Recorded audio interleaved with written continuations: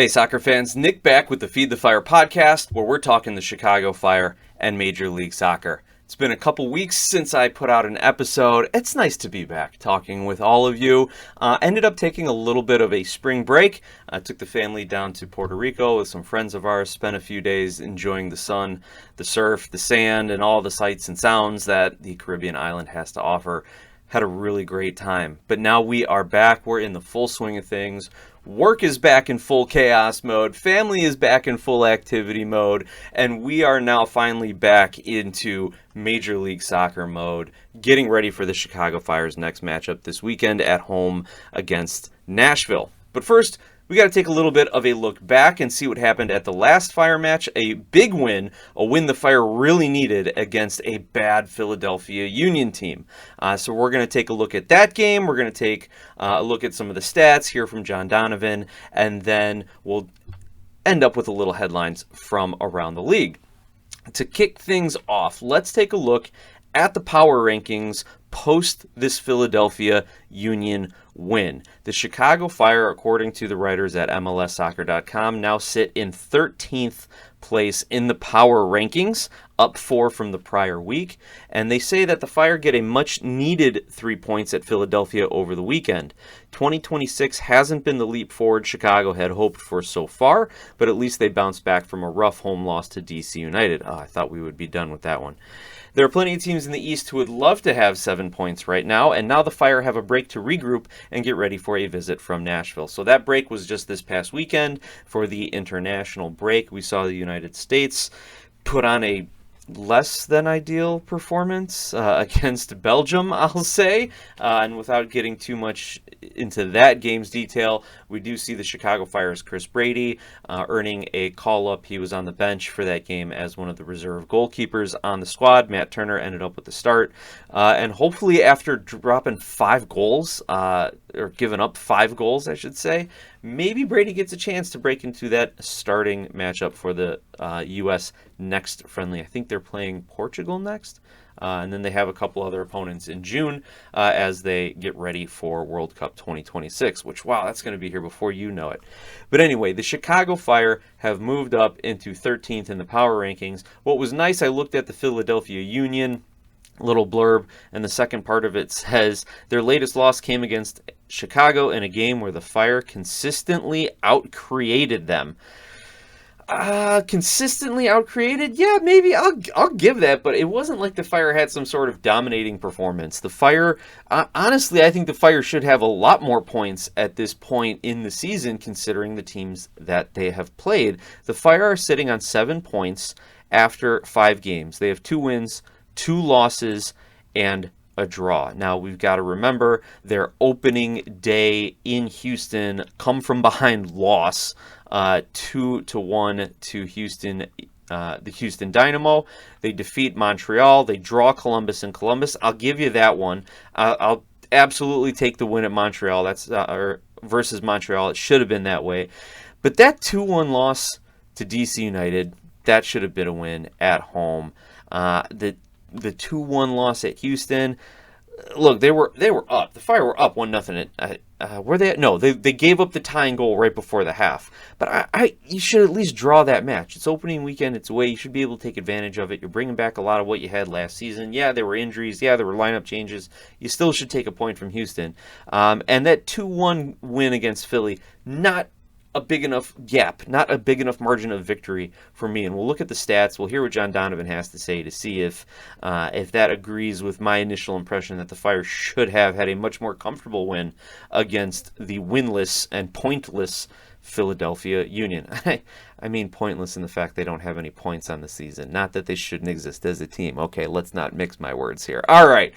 One other thing to note from their past matchup against the Philadelphia Union is that Jack Elliott was not available for this game. He was out with an illness, and he actually put out a statement on Instagram that said he was in the hospital battling sepsis, an infection that spread to his blood.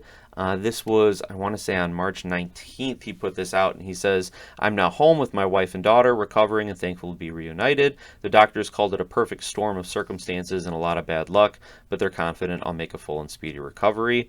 Let's see if there's anything else to mention regarding, his prognosis or anything else he wanted to say, but more so, get it done this weekend, boys, and I'll be back in no time was how he finished the message, of course, with a vamos as well. So hopefully we'll see Jack Elliott back training with the squad this week. If not, I wouldn't expect him this weekend against Nashville, which is going to be a huge loss considering Nashville's high-powered offense that they have. Let's go take a quick peek at Nashville's stats.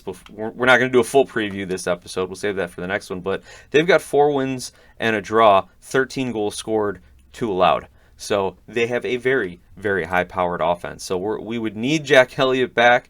I don't know if he's going to be there. Keep a lookout for the reports coming out of training and the midweek reports on Wednesday. All right. Looking back at this Philly match, again, I don't want to get too far ahead of ourselves with Nashville on the horizon, but it's easy to get excited, right, guys? It's been a couple weeks. The club's tweeting out things, can't wait to see you, can't wait to have you back. Let's just, I try not to get ahead of myself here. Also, by the way, I'm wearing my University of Illinois pullover here. Something else to get really excited about in my sports world. The last time the University of Illinois went to the Final Four in the NCAA tournament was 21 years ago. And for reference, that was my sophomore year at the university. So I've been waiting for this Final Four run for a long time. So I'm also excited about that. My sports world is feeling pretty good right now between the Fire and U of I. Anyway, let's take a look back at the match recap from Philadelphia, from the Fire's win against Philadelphia. Hugo Kuipers scored in his 4th consecutive match, assisted by Andrew Gutman in his first appearance of the season, when winger Jonathan Bamba finished across from Robin Ludd to tally his 2nd game-winning goal of the year. Following a physical opening 45 minutes, the 4th official added 7 minutes of stoppage time, and Chicago took advantage of it. As Gutman got on the end of a deflected ball from Ludd on the left wing, he sent a perfect cross for Kuipers to head past Union goalkeeper Andre Blake. Let me pause on the recap here and just say what a beautiful play this was. Great run by Gutman, finds the space, gets deep into the opposing defense, almost down to the touchline, plays a perfect cross, perfect height, perfect pace to the center of the box. I don't want to say the center of the box, maybe around the 6-yard line or so.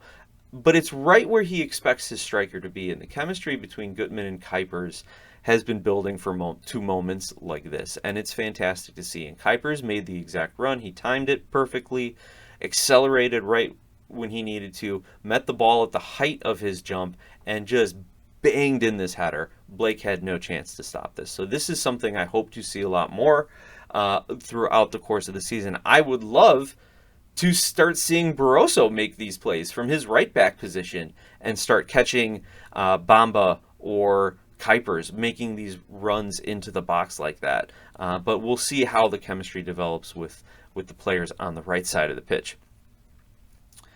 Now, because of the extended stoppage time, Philadelphia did answer just before the whistle. However, and Milan Iloski directed a looping header just over the gloves of Chris Brady to tie it. So this was another one. I forget if it originated off a corner or a set piece, but essentially Iloski kind of heads it up, and it's one of those floaters where the keeper is backpedaling, and if he times his jump wrong, he's jumping too early and the ball's going in. If he times his jump too late, then he's whiffed on it and the ball's already in the back of the net.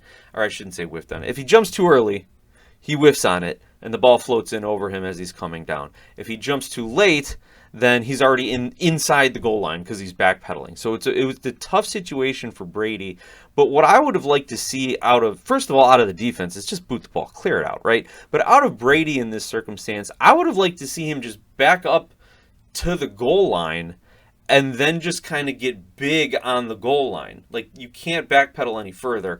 What ended up happening is I don't know if he either misread it or just the way the ball was kind of like floating up in the air a little bit, had one of that weird, like the recap said, looping kind of moves to it.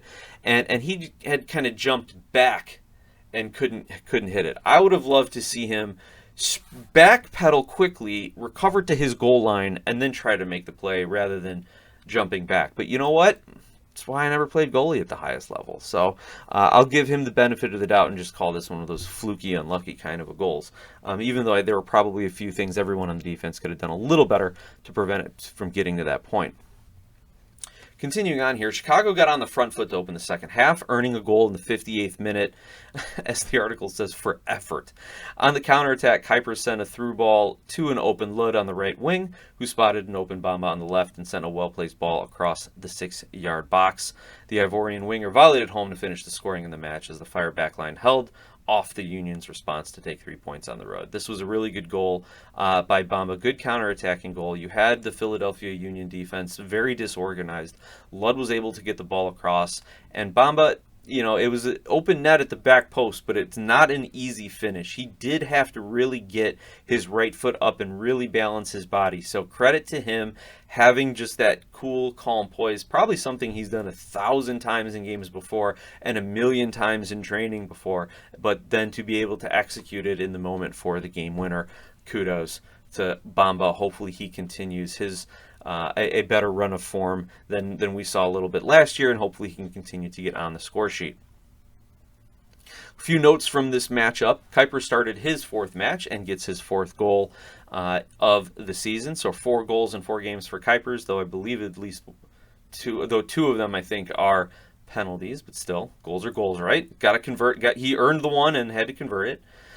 His 4-game scoring streak is the third of his with the Chicago Fire. So he's had 3 times in his Fire career where he scored in 4 straight games. That's fantastic. Claiming the streak once in each of his 3 years with the club. He is now 1 more match with a goal away from tying a club record for consecutive games with a goal. So there you go. Kuiper scores this weekend against Nashville. He ties the club record for consecutive games with a goal at 5. Note about Bamba here, he gets his 2nd goal of the season and a 2nd game-winning goal to wrap up the scoring in Philly/Chester. The 2 game-winning goals of the season are a career high for Bamba, who got one last season with the Fire. Let's see if there's any other big notes to keep, to remind everyone here. Not really. One thing to note about Robin Lud, he played all but 1 minute this match, getting his first assist and a 2nd goal contribution with the Chicago Fire here. So something to keep an eye on. Will Lud have a bigger role in this match against Nashville, coming off a long performance against Philadelphia here? So we will see. A couple other things to note. The yellow cards. Lud picks up 1 in the 8th. Davila gets 1 in the 23rd. Radojevic gets 1 in the 87th. Great to see him in the lineup, getting some good minutes here. He came on, I want to say, at halftime. I'm trying to find the stats here to back that up while I look through the stats here on the game feed. And yes, Radojevic does come in at halftime. So nice to see him progressing. Great compliment to Andrew Gutman. Comes in for him at the 45th there. Just a quick reminder, the Fire did go back to their usual 4-3-3 formation. Brady in goal, Waterman and mbokazi in center defense, Gutman and Barroso on the left and right wings. Davila, Saletros, and Lud were your midfielders, with Davila playing the kind of center D-mid role. Kuipers as your striker, Zinkernagel on the right wing, Bamba on the left wing. Something that I've been critical of Berhalter and staff this season is playing Zinkernagel, quote, out of position. What is his position? Are they trying to find ways to get their best 11 guys on the field at once? But we saw how great Zinkernagel was as a winger. Good to see him back on the wing for this game. As far as the subs, yes, we did see Radojevic come in at halftime. We saw Johnny Dean, Haile Selassie, and Shukaluk all get minutes in this matchup. For his performance, for his 4th goal in 4 games, we do see Hugo Kuipers get named to the MLS team of the match day. So kudos to him. He also gets named with just all the other goal scorers, as we have pointed out before. So it's gonna be great to see him hopefully continue his streak and maybe get named to team of the match day again. But I will point out, we had Sam Surridge from Nashville as another team of the match day recipient, BJ Callahan, coach of the match day. So they are coming into Chicago in very, very good form. Now with that, let's pause. Let's hear from John Donovan and his take on the matchup and all things Chicago Fire. And John, I know you're going to apologize for sending in your thing late. Don't worry about it. Like I said, we're on spring break. We're all relaxing. We're all soaking in everything that the fine spring in Chicago has to offer. But for me, I was not here. As you know, I was on vacation, and it was so very nice. All right, enough about me, enough about spring break. John, take it away. Nick, I'm sorry I'm late with the podcast, but I didn't get a chance to see the full game. I was busy with some sick friends. Nick, those Sullivan brothers, I mean, even the younger one that was on the field, they are the next Landon Donovans in this country. They are tough, rough. They've got a lot of skill. Love to watch them play. I wish they were playing here in Chicago. Period. I think the U.S. has a couple of good World Cups coming with those two brothers. I think one is 17 years old, and what a dude, man. But the Fire played well. I mean, the two big goals, Bamba and Kuipers, were just beautiful goals. I think this is probably the best I've seen the Fire play this year. They seem to have everybody together. I would still like to see Osorio, I believe I'm saying that name right, in for Lod. I just don't think Lod is adding much to the game. He's had some couple of deep moves, but he's not the guy that is feeding that forward line at all. And I wonder whether that red card at the end of the season is the reason that Berhalter's leaving him on the bench. He has not pulled. He's had him on the squad every game, but he's about the only player that hasn't gotten into the game. I wonder if this is a lesson for a young player. But Fire played well. Looking forward to the rest of the season. That South African fullback, whoa, he's a dude. Sullivan knocked him down, and number one, I thought that should have been a yellow card. And one other thing, that penalty by Bueno from Venezuela against Zinkernagel was ugly. If you'll remember back, that Martinez guy from Venezuela, and that's where I played, put on he was just a rough, out-of-hand player, but that head-to-head hit on Zinkernagel, that was Bueno coming in and, leading with his head. I think that should have been a red card, and I will be surprised if the league doesn't come out and penalize him for that. That was pretty obvious and really a dangerous play. But Fire played well. They keep that up with those beautiful scores. They'll be up there, and I think we'll see a lot of home playoff games. Take care, Nick. John, thanks again for your contributions to the show. Appreciate everything that you bring, as well as your own particular flavor, if you will, of Chicago Fire analysis. So thank you, John, for the contributions. And if anyone else would like to, add something to the show, add a comment, ask a question, react to something I or John may have said, please reach out to us. You can email me, glasshousesoccer@gmail.com, or you can follow along on social media at glasshousesoccer. Looking now just to wrap up the recap against Philadelphia, checking out some of the statistics here. The Fire ended up with the majority of the possession, but just barely, about 54% possession on the day. 11 shots, 4 shots on goal, and had 1 shot blocked. They had 449 total passes, so not as many as we've seen in some games past, but looking more to move it forward and to have more passes in the attacking third, resulting in a passing accuracy of about 73%. Only 2 corners to show for it, though, so I was going to say, unfortunately, no hot dogs, but that'll be this weekend. Let's get some corners against Nashville and get ourselves some Portillos. The Fire ended up with 7 total crosses, though, 1 offside call. They got completely dominated in the air, though. The Union outdueled the Fire in the air 33-17. So something the Fire are going to have to work on, and something noticeably missing when Jack Elliott is out of the lineup. The XG for the Fire, this is nice. 2.5 expected goals. Great to see them starting to creep up that XG number a little bit more. Only having 4 shots on goal but an 11 total shots. So not some of the best high percentage chances, but the Fire did make the most of what they got. And got just enough out of Chris Brady with 3 saves, and the defense, who had 7 clearances and 14 fouls committed, to keep that 1-goal victory. Fire did pick up 3 yellow cards. Fortunately, no red cards during the course of this match. All right, looking at around a couple other MLS and American soccer headlines, we have to point out that Orlando City have signed Antoine Griezmann. He will be joining the club this summer after completing his season with Atletico Madrid in Spain's La Liga. He will formally join them in July, not June, after completing his current season.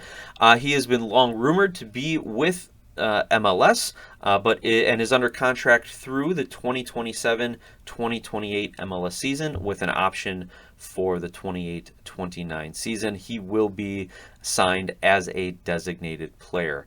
So he'll finish 26. He'll do the sprint season of 2027, and we'll talk about that in a minute. And then we'll play 2027-2028. So they're going to get 2 full years out of him and an option for a third. And here is the quote for Mark Wolf, owner of Orlando City and chairman. "Bringing Antoine to Orlando is a landmark moment not only for our club, but for our city, supporters, and for Major League Soccer. He's one of the most gifted, accomplished, and influential players of his generation, and his decision to choose Orlando City reflects the mission and culture of our club. Our focus is on consistently building championship caliber roster every year, and adding a world-class player like Antoine reinforces that commitment and our belief in what the club can achieve."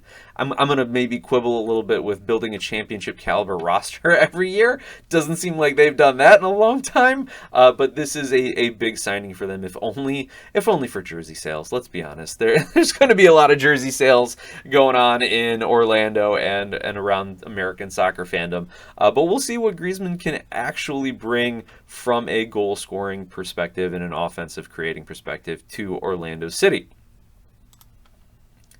Now, according to the website Transfer Market, Griezmann is valued at about 10 million euros,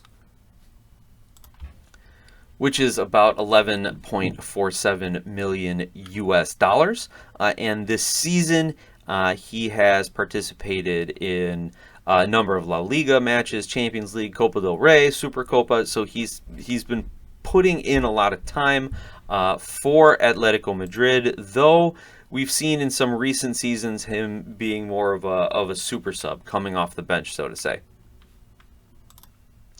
He's got 7 starts in La Liga play and 6 goals and an assist in 34 shots, 18 of which were on target. But he's also picked up 13 offsides, so he's about offside twice a game, which will be interesting to see how Orlando City wants to kind of stretch the field there for him. But yeah, Griezmann definitely brings a high-quality pedigree, World Cup winning pedigree, star power, name recognition, all these things that MLS clubs, especially a club like Orlando City, would want. And remember, Orlando City has signed players like Kaká and Nani in the past, so they absolutely like their star power down there. But Antoine Griezmann, 5'9", 35 years old, and according to MLSsoccer.com, 148 pounds. So, is he going to be able to cope with big MLS center backs? Is his age going to show traveling all around the United States for these matches? He's coming in July, so he'll miss Open Cup and probably Leagues Cup. I forget exactly when those matches take place. So he won't have to deal with any tournament play.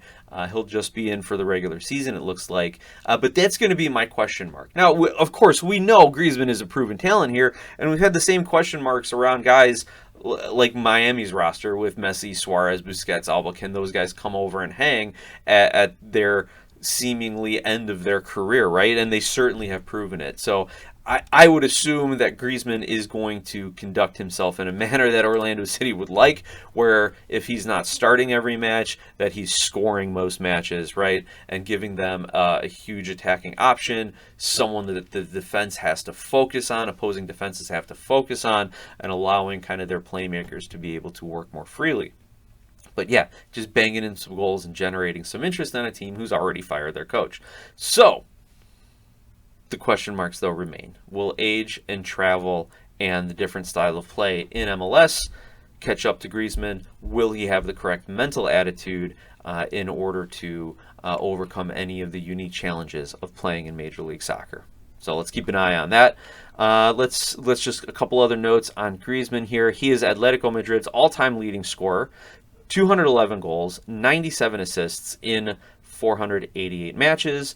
They won the Europa League in 2017-18, which was one of 8 trophies he has helped them win, or one of 8 trophies that Griezmann has won for club or country. He also helped France win the 2018 FIFA World Cup and then gets to the final in 2022, losing in PKs to none other than Messi's Argentina.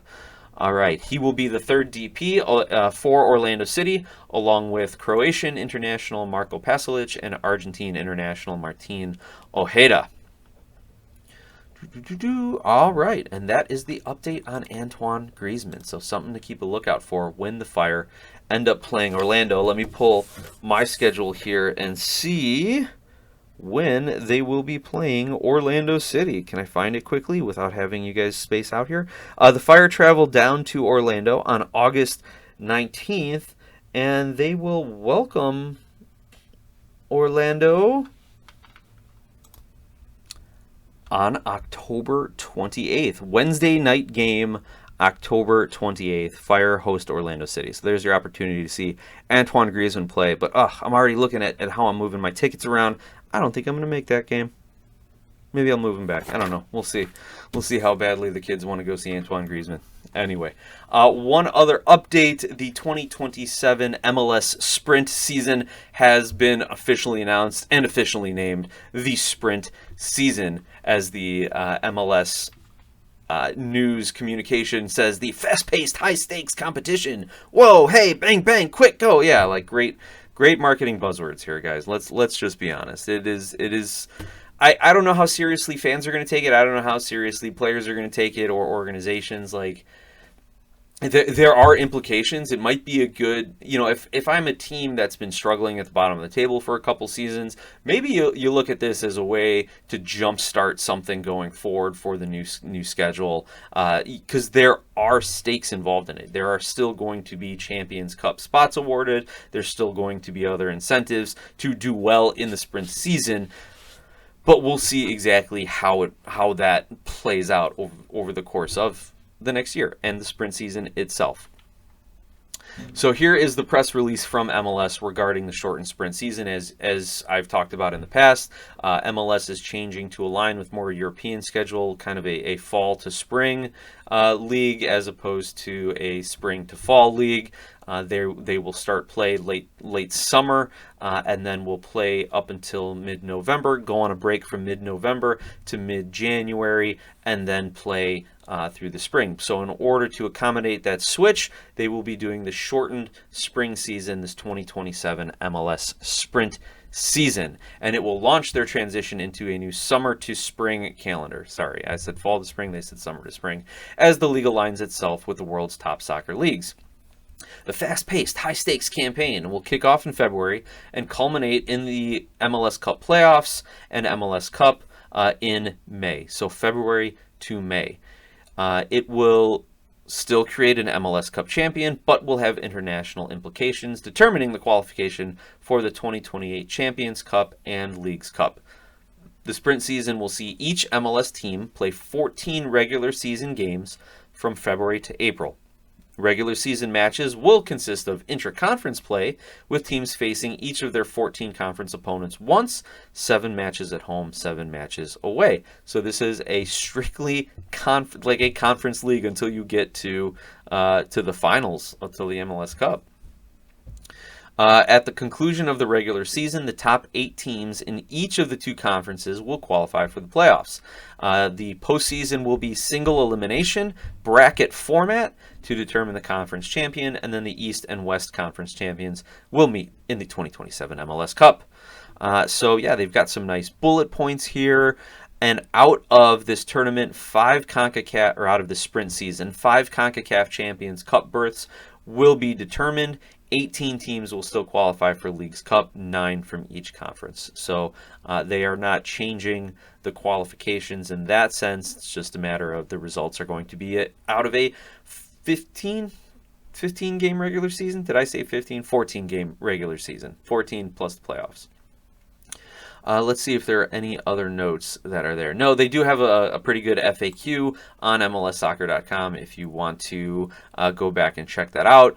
The full schedule has not yet been announced. They have the breakdown of how teams qualify for Champions Cup as well. Again, so MLS Cup winner, Supporter Shield winner, conference regular season winner that didn't win the cup, and then the next 2 best clubs from Supporter Shield. So all that is broken down in the FAQ. So sprint season coming up, everybody. Get ready for a wild year of World Cup, domestic tournaments, MLS Cup playoffs, prepping for the sprint season. How are teams going to manage players' contracts? How's the MLSPA going to come out and discuss this? Lots to keep in mind on and off the pitch as you get ready for it. But one other thing I got to quickly mention, the U.S. Open Cup is in full swing, if it hasn't already been before.